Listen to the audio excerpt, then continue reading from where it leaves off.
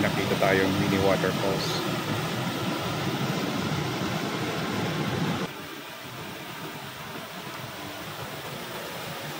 Magandang araw po sa lahat. Sa kabila ng mga kabisihan natin sa buhay, overloaded sa trabaho o eskwela, huwag nating kakalimutan ang mga pangbalansi natin sa buhay para iwas burnout, ika nga. At ito ang ating mga gala o mga outdoor activities at physical exercises na bahagi na ng ating tinatawag na self-care.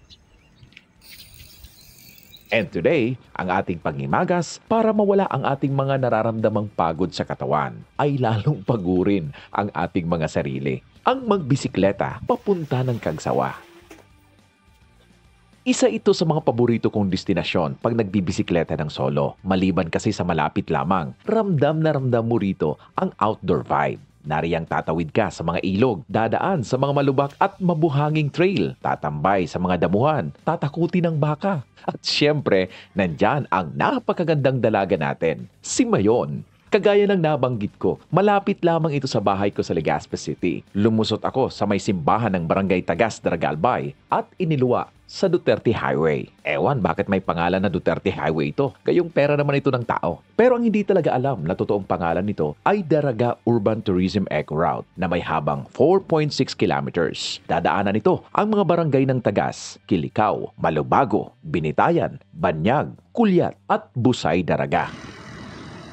Dito pa lang, solid na ang view ni Mayon. Pero may ilang lugar dito na tambakan din ng basura. Paglabas ng highway, diretso tayo hanggang Kumanan papasok ng Kagsawa Ruins. Pero hindi doon ang ating diretso dahil pagkalampas lamang natin ng tulay, kakaliwa tayo sa may pwesto ng isang ATV operator doon. Dito na magsisimula ang exciting trail. Siya nga pala, nung kasagsagan ng pandemya, dito ako mahilig mag-mobile photography noon. Best time na tumambay dito ay syempre umagang-umaga habang nasa golden hour. Ingat lamang tayo sa mga baka. May medyo masungit kasi rito. At may mga galang aso rin.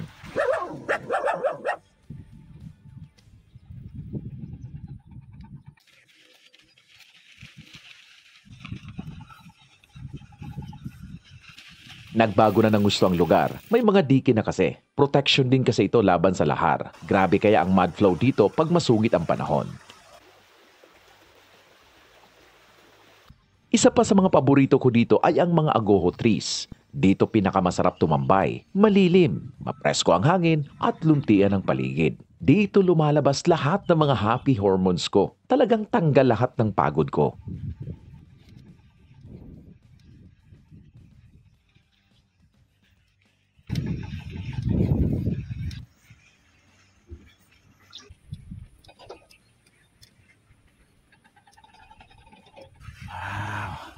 Sa unahan nito, napakaraming mga quarry operators na. Kaya siguro nagkaroon dito ng mini waterfalls na nakita nyo sa unang part ng video.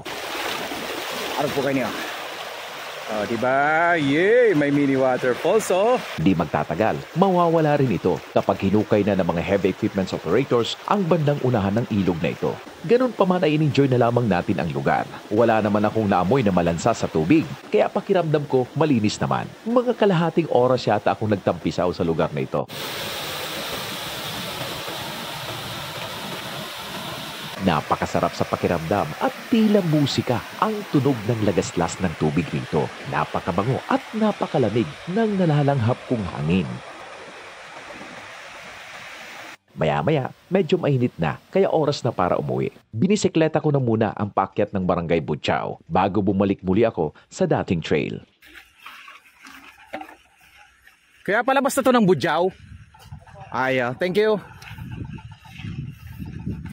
Solve na naman ang weekend. Nakapagkarga na naman tayo ng baterya ng buhay. Handa na naman trumabaho sa weekdays. Sa iba, nakakapagod ang ganitong gawain. Pero sa aming mga outdoorista, ito ang aming pahinga. Maraming benefit ang mga outdoor activities. Baka hindi nyo pa alam. Maliban sa physical health, maganda rin ito sa ating mental health. Napapaganda nito ang ating mood habang nababawasan ang pagiging bugnutin at malungkutin. Mas nagiging positibo rin ang mga pananaw natin sa buhay. Napapataas nito ang level ng vitamin D o sunshine vitamin na mahalaga sa ating mga balat. At higit sa lahat, mas mas marami kang nasusunog na mga calories kaysa mga nag-workout sa bahay o sa gym lamang. Dito kasi, hindi mo namamalayan ng oras dahil nalilibang ka sa mga nakikita mo sa paligid kaysa sa 4 na sulok lamang ng iyong silid. O, kung alam nyo ang lugar na ito, pasyal kayo ha. Maraming salamat po sa inyong panunood. Ito ang istorya ni Rabasero.